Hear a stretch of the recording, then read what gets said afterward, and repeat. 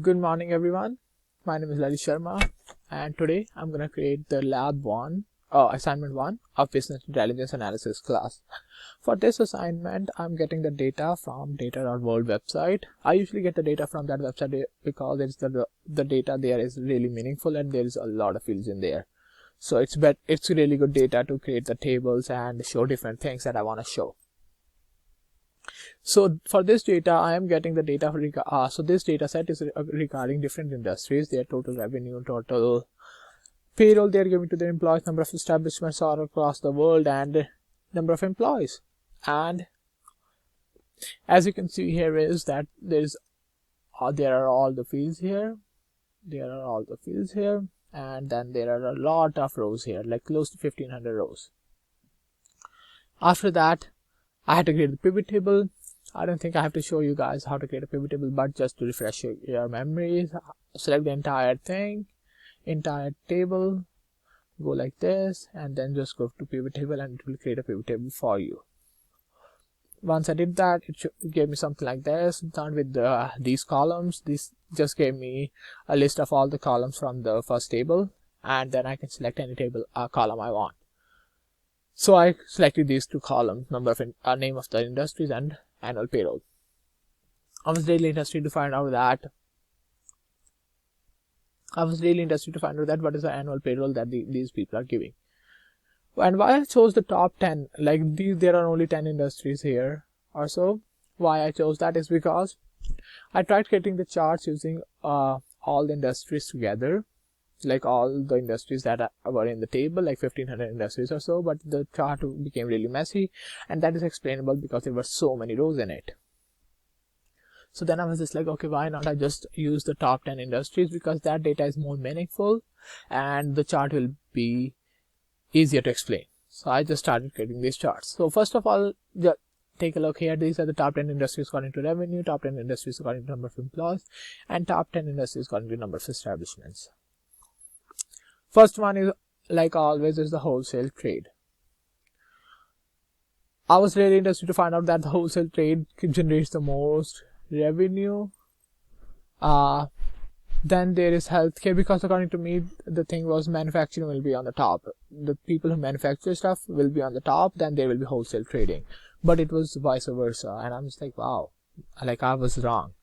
So that was a really interesting thing to find out. And then these are the top 10 industries according to number of employees. As you can see here, the most employees are in healthcare and social assistance, and I guess that makes sense because first of all, they need a lot of assistance in this field, and there are a lot of people they are making stuff and doing stuff, researching on different medicines, so that makes sense for me. After that, these are the top 10 industries according to number of establishments. So I created these three charts so that my dashboard looks a little bit better. I can create it with one chart or two charts, but three charts was the best thing that I thought that it would make more sense. Now let's go to the Jupyter Notebook. So the next part of the assignment is for the Jupyter Notebook. We have to create the different things with Jupyter Notebook. So let's start it. First of all, I imported the libraries for Jupyter Notebook for pandas. And as I was using the Excel, like my dataset that I got was in Excel format, so I had to find a way to import the Excel file. So I found this way, that first of all I have to import the Excel files from pandas, and then I have to use this command to read the Excel dataset. And there you go, guys. There is my dataset. There's some NaN values here, and I didn't want the NaN values in it, so I just filled the NaN values with 0.00. And as you can see here this is the result I got. Pretty impressive. So after that, I tried creating the dataset with this the entire database, but again the tables were really messy. So I had to find a better way to create the data tables. So I found this command online that showed me how to get the top 10 fields from a data set. So I'm just like, okay, why not? Because top 10 fields will give me a better understanding of, it will only give me top 10 fields rows of my data set, and the data set will not be that messy and the tables will be better to understand. So I df2, as you can see here, there are only 10 fields here. After that, I imported some libraries again, and then I started creating the charts. I created different charts so that I can see which chart works best for me.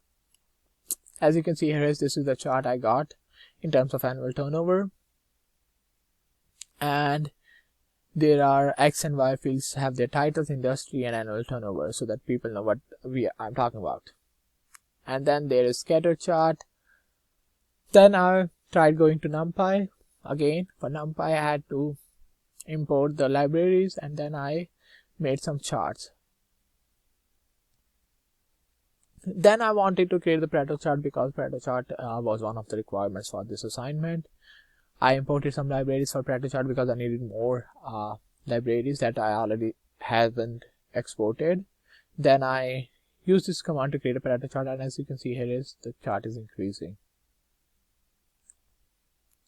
Now let's go to the Power BI. That is the third and the last part of our assignments that we have to create. So there were a lot of requirements for our Power BI, like we have to use the DAX, predictive analysis, a good dashboard and everything. So I think I met all those requirements. So as you can see here, this is the annual salary. I was really interested to find out, like I didn't have annual salary, like average salary. So I was really interested to find out what is the average salary that a person is getting according to all the fields. And so how I created this is because like this. So I got the average X.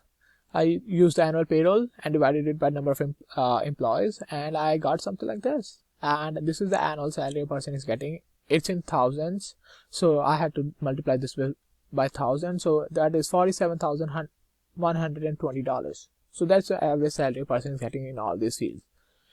That is not that bad. That is not that great either. That is like an average salary. And that makes sense because every country has their annual salary. Like for example, US have their annual salary close to $45,000-$50,000. So that makes sense. So that the data is okay, correct. I created 3 DAX commands. First is the annual salary. Second one was the maximum and minimum revenue. As you can see here, this is the maximum and minimum revenue from the revenue field.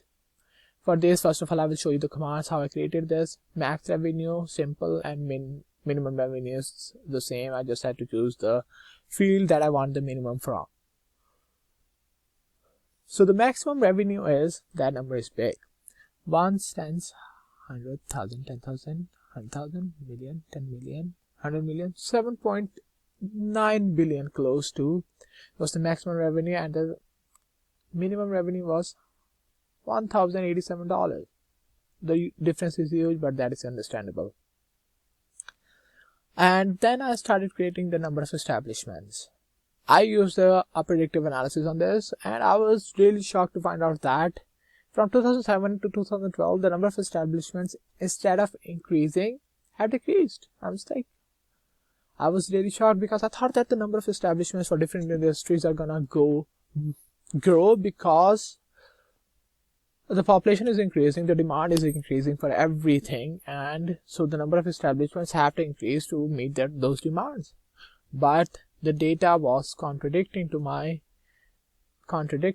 So I'm just like, wow, like I was shocked to find out that. But then I thought it through, and I'm just like, that makes sense too a little bit, because in the end, most of these industries, like the demand went down, or they don't have enough resources anymore. For example, in the next couple of years, like the petroleum industry, I think it's gonna go down because first of all, we are gonna deplete those resources. We are not gonna have petrol anymore or anything like that. So we have to find for another industry. For example, something like electrical industry, like cars that runs on electricity, like Tesla, or solar power operated cars and everything. So these industries are gonna go down, and something else is gonna take their place, but that place will not be that much. Like for example, right now there are so many establishments for oil and stuff like that, but I don't think there will be so many establishments for solar power or electricity, because I don't think they have to generate anything, because they can already meet the demand from the government. Like the government can create the electricity, which they are already doing. And for solar power, I don't think we need to get the solar power because the sun is already providing us that. So that makes sense too. But I was shocked to find out that then there are top 10 industries according to the payroll. The top one is healthcare and social assistance. They provide the most annual payroll, like they give out a lot of salaries, like a large amount of salary. So let's see what is the annual payroll of this industry. Once, 10, 100,000, 10,000, 100,000, million, 10 million. That's 35 million. That's a lot of that's a really big number, but that is explainable too because there are so many people who are working in this industry too. Now, first of all, let's talk about why I created these charts and everything, and the last chart is annual payroll and revenue, because I wanted to see that how much the industry is paying. So for example, a lot of the industries have more revenue than the annual pay they're giving to their employees, and that is explainable too, because why would someone run a company if he's gonna have more annual payrolls, like more things to pay than the revenues are earning? He will go bankrupt soon. The company will go bankrupt soon. So a lot of these industries, like I think for me the highest margin was this thing.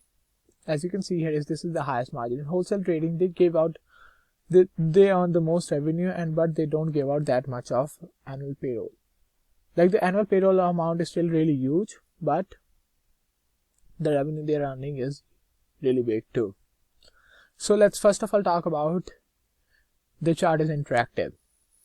So as you can see here, is if I go here, it will show me the different fields that are related to this chart. Number of establishments for healthcare have gone up. That makes sense because there are more people on this planet, more people need healthcare, and that number is gonna increase for next couple of always. I will say always. If the population keeps on increasing, the number of establishments for healthcare are gonna increase too. So that makes sense. But but the average salary in healthcare is $41,490, which is less than the average salary for all the industries. Then there's minimum and maximum revenue, and then there is a revenue and payroll. As you can see here is that every field has their own. Like again, for professional, scientific and technical services, last couple of years these industries are in huge demands, and it's gonna increase for the next couple of years, because now I guess the technical services are like IT departments and everything. These industries are gonna go huge because the demands are gonna increase. Next, now when it comes to general medical and surgical hospitals, the numbers are decreasing, and I'm just like, what? But now the a lot of these hospitals, like the big hospitals, there are still the same number of hospitals, but they're advancing their enlarging their surfaces or everything. So that makes sense too.